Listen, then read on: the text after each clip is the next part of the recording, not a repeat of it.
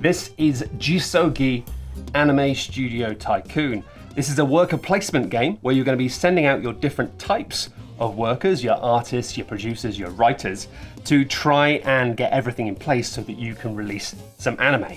Each film you put out is going to need three things: a setting, a plot, and a twist. In this instance, we've got a giant robot story in which the lone survivor of a massacre seeks power to defend the weak, and an ancestral spirit shares outdated dating advice.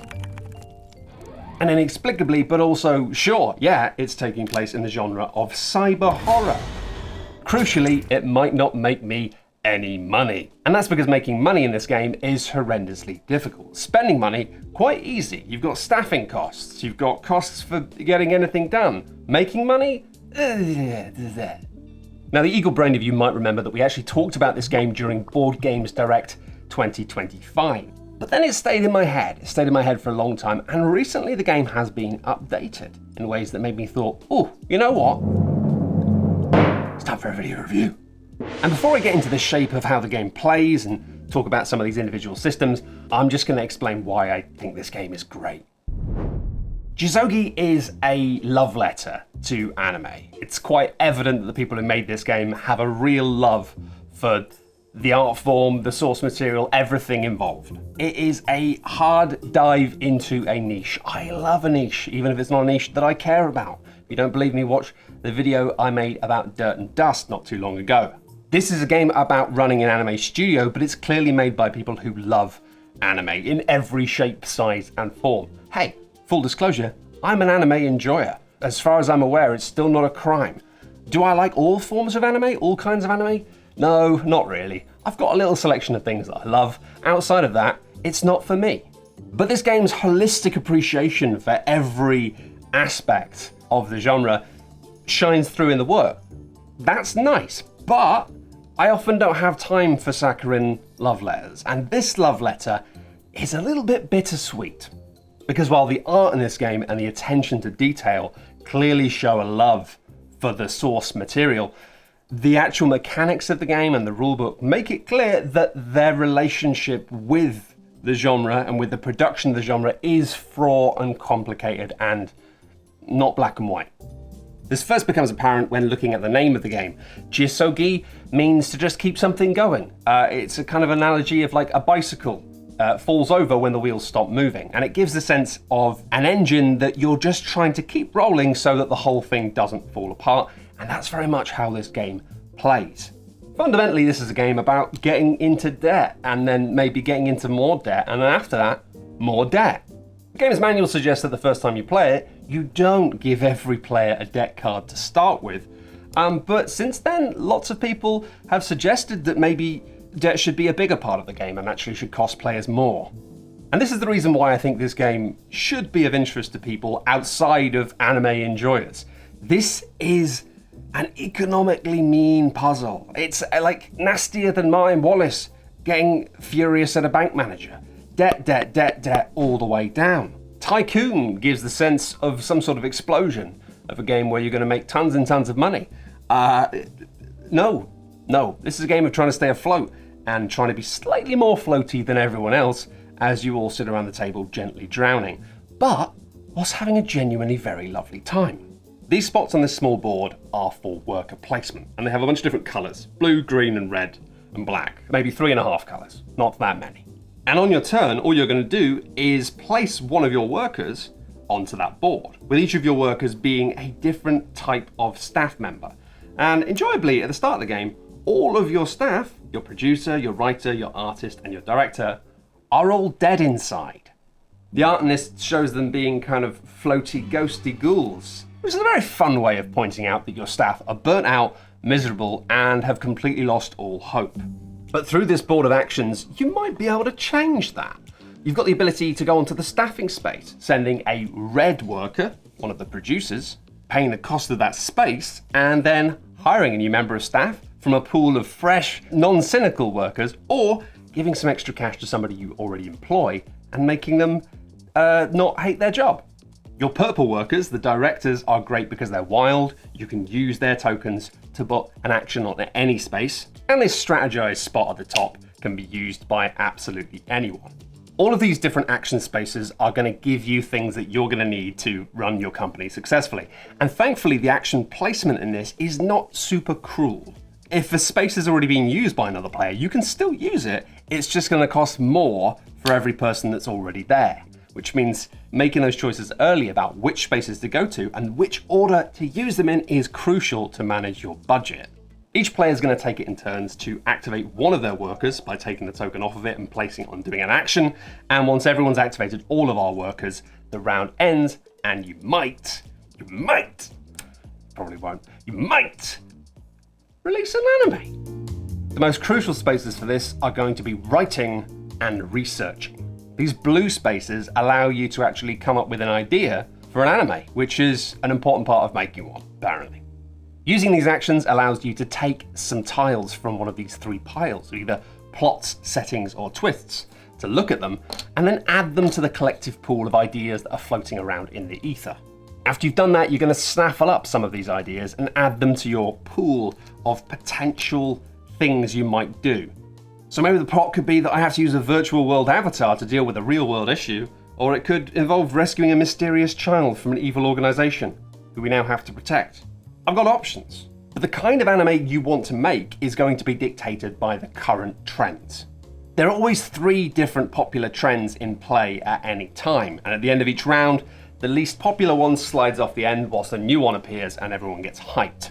There's a small but beautiful deck of different trends of anime that you could potentially have appearing in your game. And to fully embrace that zeitgeist, you're going to have the right elements of story. At the bottom of these cards, you're going to see different symbols that will show the 3 types of things that you want to have in any order on your anime board. So if I want to hop on the gore fantasy trend, I'm going to need something to do with fighting and violence, a little bit of green witchy stuff, and obviously just death. The brown, dark threat of death. At any time then, we can take these different elements and plot them onto our board to try and match up colours with the cards that are currently trending. So maybe I will keep my rescued mysterious child from an evil organisation, set it in a supernatural world, and the twist is there was a prophecy that's been heavily misinterpreted. It happens to the best of us. Ladies and gentlemen, we got ourselves an anime. At the end of the round, we would then be able to release something and maybe make some money. Except actually we don't have any art. We've just got an idea. You do need some art. Mostly you're going to get these little art tokens by sending your artists to an art space on the worker placement board, as you might expect. Crucially though, you can't just chuck loads of art in before you've done any of the other work. You have to have at least one vague idea to give to the artists before you can put down any art, and then you have to lock in 2 of these things to put a second one down, and you can't go above 3 art until you've fully decided what the anime you're making actually is, which kind of makes sense. Once you've done that, you can go hog wild. You can just add in up to 6 different art tokens, which is going to get you huge amounts of love from the community, which will result in money and reputation and points. The problem with this is that as soon as you put down one of these, it's locked in. You can't remove it, which means if we decide upon these 2 and then the trends shift around, we don't quite manage to beat other players to the punch to get that juicy bonus for being the first person to release something in that genre, suddenly we're making an anime that we don't really want to be making anymore, and it's the next round and you're just sort of going along with something and trying to make some money somehow. And this is the crunchy nugget of horrible joy that makes this game, I think, pretty brilliant. You might have listened to what I've said so far and thought, cool, it's a game where you make these brilliant films with great art and you creatively choose the options. No. This is a game where if you're lucky, you will repeatedly put out films of a baseline quality just so you can get enough money to pay your staff. The minimum viable product to get out there is just an idea, a plotting and a twist and a one bit of art. Will that get you much love or appreciation? No. But it will get you some money. This little chart is pretty cruel. Putting out something that no one really loves gets you 3 money and 1 point at the end of the game. But you have to get 30 love and then you get 8 points. You don't really get much more money for making better quality things. You'll also note next to it, we've got the upkeep phase where you pay for your staff. Hey, maybe you've made your staff happier by giving them promotions or hired new, excited people. It's a great idea, but it costs loads more money. How do we get more money at the start of each round? Do you all get some income? No. Well, probably not. You will get some income if you've made merchandising deals. Setting these up is going to incrementally get you more and more money at the start of each round. There's only 4 rounds, so you've got to get on the merchandising quickly if you want to actually have that income be meaningful. And the easiest way to set up these merchandising deals is just to put out an anime, which means the game very overtly, just mechanically, pushes you towards the shape of a game where you think, well, I want to make a really good thing, but let's just make something quick and okay now so we can get the merchandise out, we get the money coming in, and then we can make something good.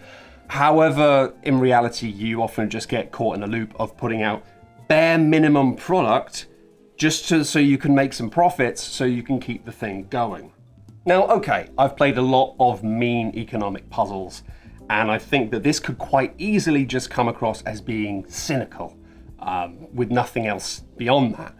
A game where, yeah, you're in debt, you're struggling, you're encouraged to try and make something cool and beautiful, but you're also more heavily encouraged just to make profit from anything and sell stuff, whatever it is, just to keep anything alive. And I'm not gonna lie, even though that is cynical, I do love JISOGI for having such a straight up point to make about the modern world of capitalism and art. This has clearly been made by people who not only love anime, but also know people who create it and have an understanding of the business and why the business can sometimes be bad. And one of the reasons I love anime is the same reason I love TV shows, like really good, well-made, long-form arcs. The fact that they can often leave me thinking about things and they kind of mull around in my head, sticking in there for weeks, months to come. And I think this is one of the few board games I've ever played which has done the same thing. This is a game that spoke to me. Partly, I think, because I worked in the video games industry for about 15 years, and my relationship with that was very similar to the one that's portrayed here. This fight against trying to make something meaningful and beautiful, whilst also just trying to survive in a world which is often oppressive and doesn't really reward those who are trying to create art. It rewards those who are willing to facilitate product. But that kind of cynical shrugging really doesn't speak to me anymore. And I think why this is special is because it doesn't just do that. There is love brimming underneath the surface of all of this in a way that it manages to hold both of those things in its hands at the same time. And that comes from these films that you're making. We might not have managed to get the art up to the level we wanted to. We might not make much money from this anime, but we've made a period drama that's about a restaurant with an extraordinary business opportunity that's morally ambiguous. And a magical companion's gonna help them out. I can imagine that anime. And all of the combinations in this game. You think, well, that's ridiculous, but also I can imagine that. That feels like a viable, real anime. And that to me is the resounding creative message of JISOGI, is the fact that yes, you are working under oppressive conditions where it's difficult to make money, it's difficult to get by, and often you're burnt out and trying to create things under conditions that nobody really cares that you're burnt out. It just needs to continue, the wheel needs to keep spinning. And yet despite all of that, the magic of the process and the magic of what is being made still makes it somehow worthwhile, even when you know that everything else is just wrong. JISOGI understands that friction. It understands that difficulty, that weird dichotomy, and I love it for that. It's fantastic. And beyond that, it's just a really satisfying, good, crunchy puzzle. But the first version of this wasn't quite right. The overall thing came across as slightly too fiddly, slightly too complex, and with iconography and small text on things that generally all mulled together to make something that was just a little bit fiddlier than it needed to be. It's already a complex game, it's already a tricky game, and that's fine. But the complexity came from places like having to look up the manual, having to check things, not being able to read a thing that's over there. And not all of these things have been completely fixed, but a new 1.5 version of the game and a small, very affordable upgrade pack they made for people who have the original sharpens up the game's rules, makes things clearer, takes away some of the strange complexity. There's this sort of revolving achievement card system that's very neat in principle, but in reality is just slightly fiddly and hard to get your head around. The tweaks made in this improved, newer version of the game, I think, just knock it into that space where it's still not perfect, but it's strong enough to just be a very good game. And they've also de-deluxified some of the components. Some of the stuff you're handling very frequently is still made out of wood, but a lot of the other stuff is cardboard. Crucially, I think, they've kept the nice gold foil shine on these different genre cards, which was something I was worried might not make it through to a more affordable version of the game, but they've realized that that is important. And it really is. I mean, honestly, one of my only other complaints about this game is that because you only play 4 rounds and you start with 3 genres currently available, in a game, you're only really seeing like 5 or 6 of these different genre cards out of a bunch of maybe 20-ish. I mean, one person's problem is another person's replay value, but I just think it's a slight shame that the art in this game, which is wonderful and just huge amounts of it, you're often not that close to it. It's far away, limited. I would have liked to be more immersed in it during each game. Minor criticisms aside though, I just think this is a wonderful thing. Too often in this industry, I think the games we have which are simulations of niche things are often a bit too saccharine, a bit too bright and cheerful in a way which gives us the sensation of true simulation, whereas actually we're just playing around with a funny little game, which is fine. Games should be fun, that's not a bad thing. But this goes beyond and spoke to me on a level about creativity and difficulty, and yeah, you know, I mean, I make videos online about board games. It's not a tremendously profitable industry, and what we do is not tremendously profitable either. But we do it because we love it. And most of the time, that's enough. Of course, I'd be remiss not to mention at this point that if you'd like to, you can donate to Shut 'em Sit Down and you'll get some stuff in return. In the next newsletter, I will write a thing about my favorite anime series. So if you're somebody who is already a fan of anime and you're just curious about what stuff I like, then you can find out there. And if you're somebody who hasn't really watched stuff, but might like a couple of pointers of things that anybody might enjoy, then I'll try and tell you what I think about things. Just a fun little read thing for people who want to support what we do. Thank you for watching this video, and I hope you are as excited as I am to keep an eye on what this exciting board game studio do.